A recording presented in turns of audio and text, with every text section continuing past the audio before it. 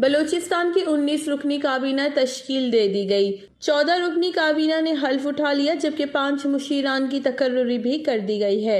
اتوار کو governor house Quetta میں بلوچستان کی نئی کابینہ کی حلف برداری کی تقریب ہوئی، جس میں گورنر بلوچستان سید ظہور آغا نے 14 وزراء سے حلف لیا۔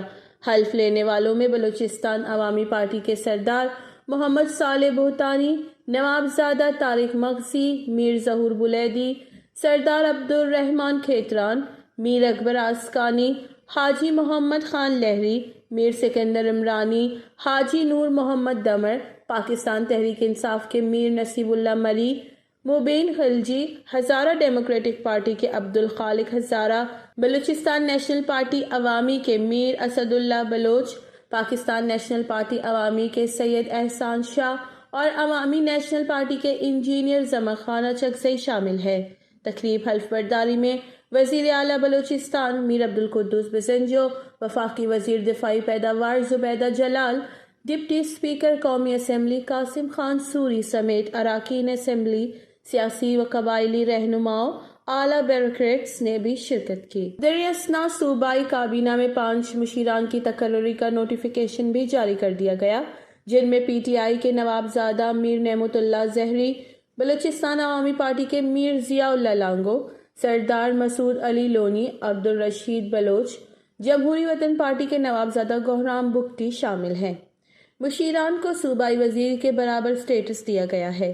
بلوچستان کی نئی کابینہ میں سابق وزیر اعلیٰ جام کمال خان کی کابینہ کے 8 اراکین شامل نہیں کیے گئے۔ تفصیلات کے مطابق اتوار کو بلوچستان کی نئی کابینہ تشکیل دے دی گئی۔ کابینہ میں سابق وزیر اعلیٰ جام کمال خان کی کابینہ میں شامل 6 وزراء پی ٹی آئی کے پارلیمانی لیڈر سردار یار محمد رند، میر عارف جان محمد حسنی، میر سلیم کھوسہ، محمد عمر جمالی، مٹھا خان کاکڑ، محمد خان طور اتمان خیل اور 2 مشیران ملک نعیم بازئی، سردار سرفراز ڈومکی کو شامل نہیں کیا گیا، جبکہ جام کمال خان کی کابینہ میں شامل صوبائی وزیر میر ضیاء اللہ لانگو کو نئی کابینہ میں وزیر اعلیٰ کا مشیر مقرر کیا گیا۔ یاد رہے بلوچستان کی 19 رکنی کابینہ میں کوئی بھی خاتون شامل نہیں ہیں۔ دوسری جانب وزیر اعلیٰ بلوچستان میر عبدالقدوس بزنجو نے کہا ہے کہ وزراء کے قلمدان کا مسئلہ آج یا کل میں حل ہو جائے گا۔ 18ویں ترمیم کے باعث وزراء کی تعداد محدود ہے، تاہم سب کو ساتھ لے کر چلنے کی کوشش کریں گے۔ ینگ ڈاکٹرز کے مسائل حل کیے جائیں گے۔ یوم خاتون پر پولیس کے تشدد کے واقعے کا نوٹس لیا گیا ہے۔ قصوروار کو کراروی کی سزا دی جائے گی۔ ان خیالات کا اظہار انہوں نے گزشتہ روز وزراء کی تقریب حلف برداری کے بعد میڈیا سے بات چیت کرتے ہوئے کیا۔